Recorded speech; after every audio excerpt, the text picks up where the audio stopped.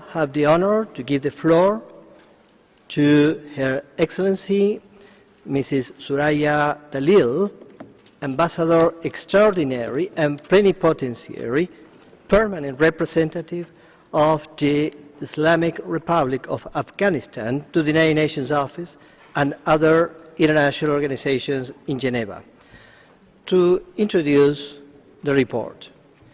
Your Excellency, you have the floor. Thank you very much, Mr. Vice President. Excellencies, distinguished delegates, good afternoon.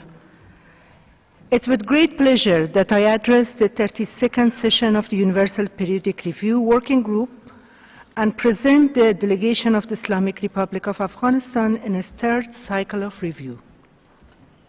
Afghanistan places great importance to the UPR and believes that the review provides an opportunity for a constructive and candid engagement between the member states with an aim to enhance the protection and promotion of human rights values worldwide. The Constitution of Afghanistan enshrines a clear commitment to the human rights principles. It acknowledges the importance of the United Nations Charter and the Universal Declaration of Human Rights, while specific articles that ensure the rights of every man and woman. Progressive realization of the human rights principles such as freedom of expression, inclusive decision-making, women's participation in political, social, economic and security domains, improvement in social services such as access to health care and education are critical gains achieved by Afghanistan. The country is rigorously building its national security forces while combating terror and violent extremism every day in almost every corner of its territory. Afghanistan demonstrates diverse experiences acquired from conflict and its consequences, institutional efforts for peace and justice, and its democratic aspirations. The promotion and protection of human rights and human dignity are core components of our national building efforts and are indeed an important element of the foreign policy. Mr. Vice President, first I would like to highlight the fact that Afghanistan has made concerted efforts to implement the recommendations it received during its second UPR in 2014. We believe that effective and transparent governance has a profound impact on the promotion and protection of human rights. In fact, this is the reason we are working diligently to increase transparency, combat corruption, and achieve a society grounded on the rule of law and human rights.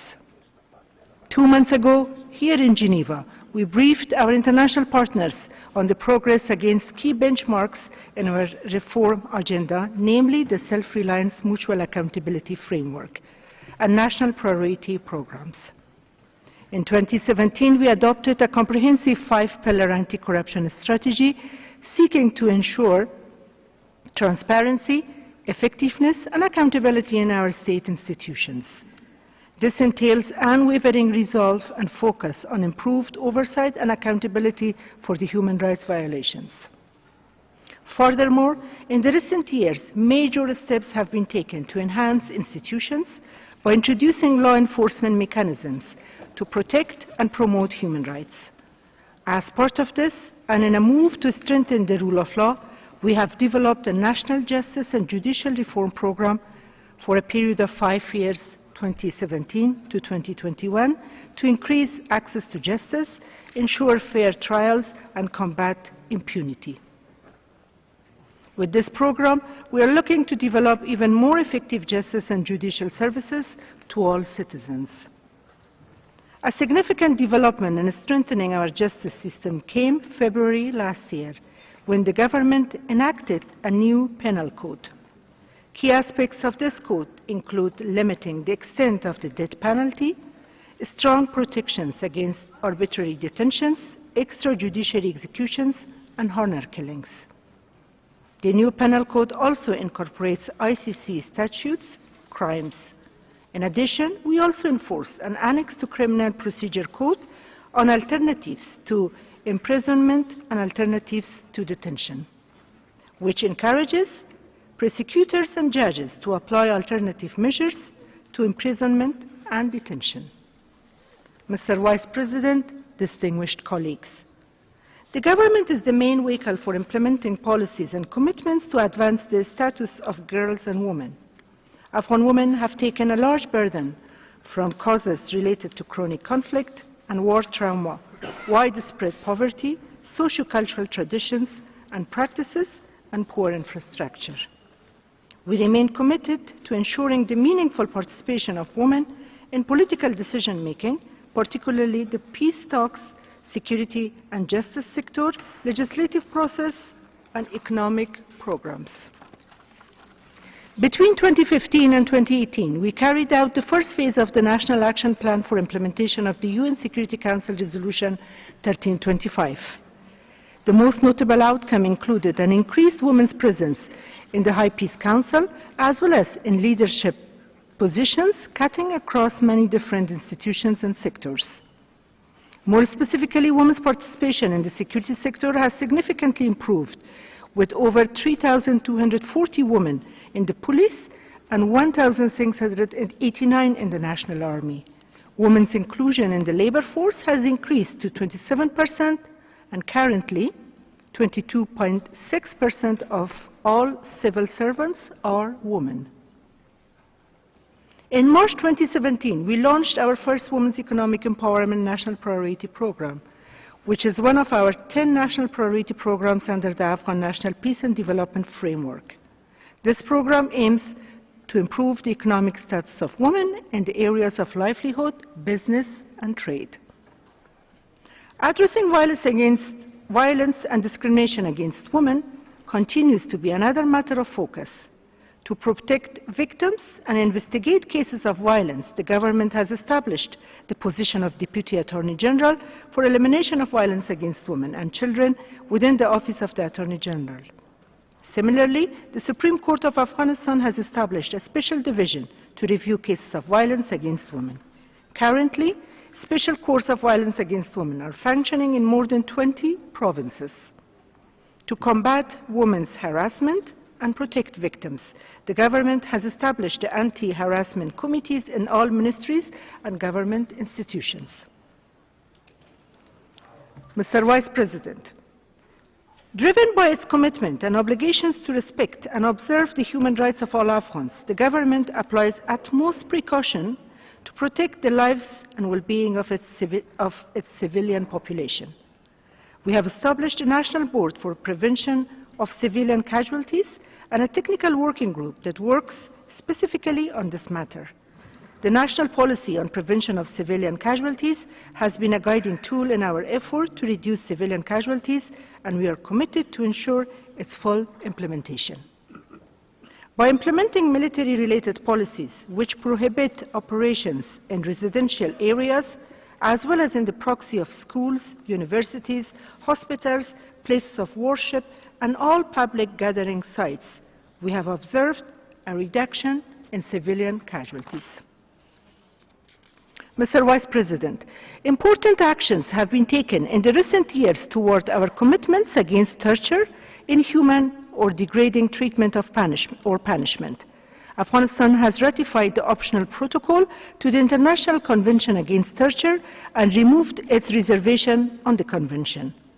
Very importantly, the provisions of the Convention Against Torture have been incorporated in the Afghanistan new penal code, and the law on prohibition of torture was enacted in 2017. The government has established a commission to ensure the prohibition of torture. Following these actions, a recent report by the Afghanistan Independent Human Rights Commission noted that concerns about mistreatment of prisoners have been reduced. In regards to prisoners and detainees' situation, we have worked to improve prison infrastructure and prisoner management practices, as well as expanding healthcare services and rehabilitation through vocational training and recreation facilities. Those actions have contributed to improving the living conditions in detention centers. The protection of children is an area in which we are working diligently to achieve a sustained progress. It's known that one of the major challenges in all conflict and fragile countries is the recruitment of children in the military forces or armed groups. Our government, in collaboration with international partners, have overcome the challenge. I am happy to report that we have reached the point of zero child recruitment in our defense and security forces by enforcing the new penal code, by implementing the policy for the protection of children in armed conflict, and by creating children protection centers in all provinces. The new penal code also prohibits the death penalty, as well as imprisonment and punishments of children. The new penal code for the first time criminalizes the practice of child abuse known as bachabozi. We have reformed our orphanages and child protection services for all categories of children at risk to enable family reintegration and ensure strong support mechanisms. Our Child Protection Action Network has now expanded to over 130 districts in all the 34 provinces. The network has handled over 28,000 child protection cases over the past 6 years, and today has over 15 child protection centers spread throughout the country. As part of our commitment to the ILO Convention 182, last year we adopted our first national child labor prevention strategy and action plan. The 12-year strategy aims to eliminate all child labor by 2030. In addition, to ensure a more coordinated national response on child protection, we have now created a National Child Protection Secretariat under the Ministry of Labour and Social Affairs, which is mandated to coordinate partners' action with regards to children at risk. Access to education and healthcare has notably improved in the recent years. With regards to education, we have embarked on a comprehensive review process of national education curricula to ensure that human rights values are being taught to children in school. The latest National Education Strategic Plan for the period of 2017-2021 contains new indicators to monitor progress in development of the education system. Over the past 16 years, the number of children in schools has increased from under 800,000 to over 9 million. Of which 38% are girls. We aim not only to enroll children in schools, but to enable children to successfully complete school. In terms of access to healthcare services, we have made important progress. Currently, 93% of the population is within a range of 2 hours from a public clinic, and 82% of the population lives less than 2 hours from a district provincial hospital. Infant mortality decreased from 66 to 45 in every 1,000 births, while newborn mortality has decreased from 31 to 22. Furthermore, the maternal mortality has remarkably declined, now standing at 396 deaths per 100,000 live births. Persons with disabilities and families of martyrs are two segments of the population that have been taken into serious consideration and therefore are incorporated into policies and programs. To ensure more dedicated service delivery and enable greater social inclusion, we created a national agency for the protection of persons with disabilities and martyrs. We are providing social transfers to over 122,000 persons with disability and over 130,000 families of martyrs. The freedom of expression has been a fundamental success in contributing to the promotion of human rights, social accountability and transformation that's unique to Afghanistan and its current generation. The freedom has manifested to a considerable number of networks, 60 television channels, 170 radio stations, 1,500 print media organizations, several art and music platforms, as well as a heavy presence on social media by Afghans. All without limitations or censorship. The law on access to information has been useful in ensuring the right to information. Safety of journalists and media personnel remained an important focus to us. We have taken a series of measures for safeguarding and protecting the rights of journalists and human rights defenders.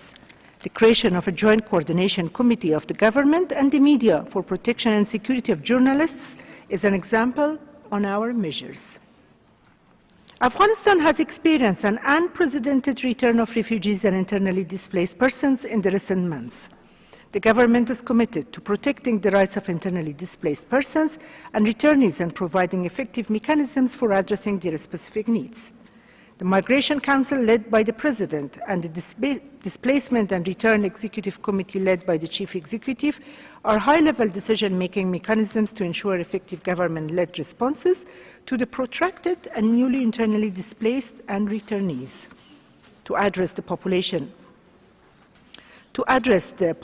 displacement, the government aims for a durable solution that consists of improved security, predictable resources, and employment opportunities. The government of Afghanistan believes that equality and justice are requisites to peace and sustainable development. Afghanistan National Peace and Development Framework 2017-2021 affirms the vision and commitment of the country towards Development Agenda 2030.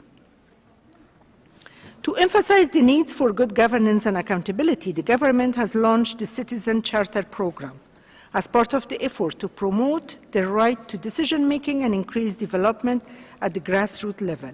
The Citizen Charter grants a social contract between the government and community-level development councils. The aim of the Charter is to improve the delivery of core infrastructure and social services. We are pleased to note that approximately 40% of members of the Council are women. Mr. Vice President, we believe that the upcoming elections will be an opportunity on our journey on democracy and rule of law. We are fully aware that the credibility, transparency, and overall success of the election will be vital in the consolidation of the political stability and the state-building goals. A robust reform effort in the work and structure of the electoral institutions to lead up to the presidential elections will be of crucial importance.